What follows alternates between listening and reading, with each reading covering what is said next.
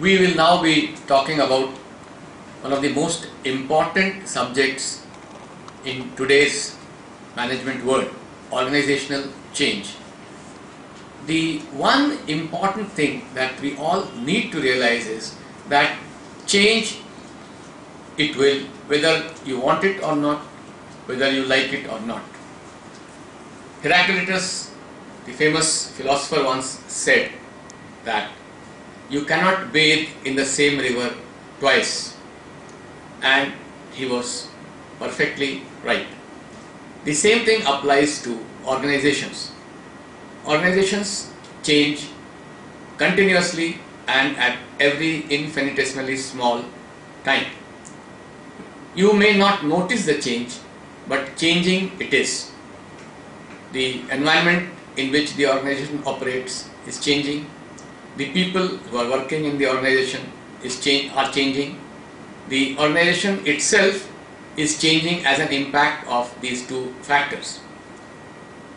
Naturally, change has to be understood, anticipated and managed. If you don't, you cannot survive. If you are a student of history, you would have noticed that the pace of change has become very fast. In fact, for the keen observer, the history has changed the fastest in the last 50 years, more than what it has changed in the last 500 years. Therefore, we must understand that change has to be coped with, change has to be managed. Now the question comes, how can we manage change?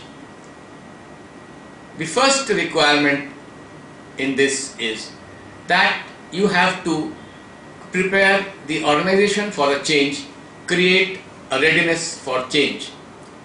In fact, if you have noticed the changes that have taken place in the organizations, you will find that many organizations have become entirely different. They have become a transformed entity.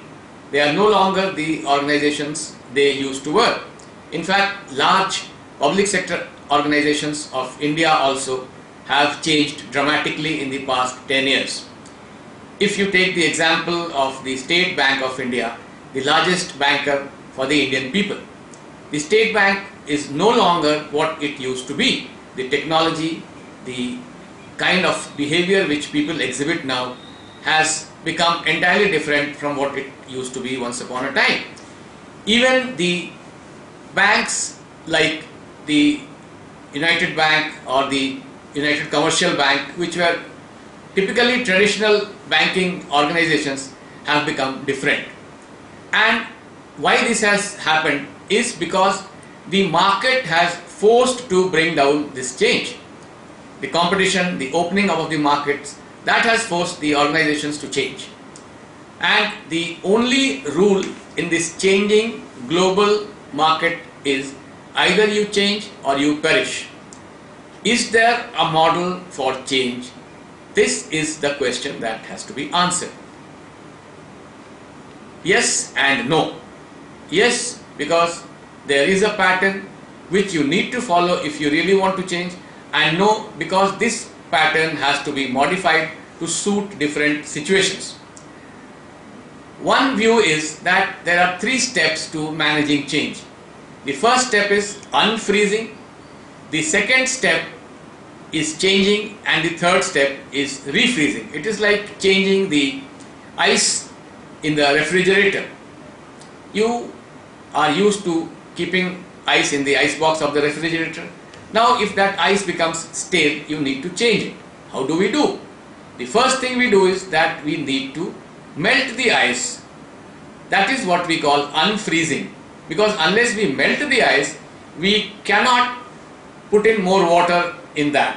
So the first step is unfreezing, then of course we need to put in fresh water, and finally we need to refreeze. And this is a change model that works in most of the cases. However, we need to understand that the same model has to be improvised according to different situations. So we will be talking more on this as we talk on change management.